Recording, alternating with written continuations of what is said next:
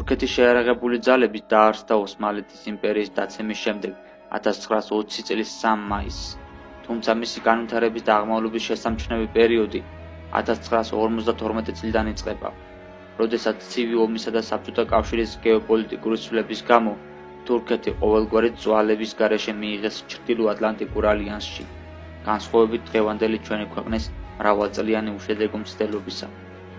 რამდენიმე სამხედრო კონფლიქტ გამოვლილი და გაწვრთნილი თურქეთის ჯარი დღესდღეობით ერთ-ერთი ყველაზე მრავალრიცხოვანია მთელს მსოფლიოში და შედგება 3 კომპონენტისაგან. ესენია სახმელეთო ძალები, საჰაერო ძალები და საზღვაო ძალები. მათ მართავს გენერალური შტაბი, რომელიც ანკარაში, თურქეთის დედაქალაქშია განთავსებული.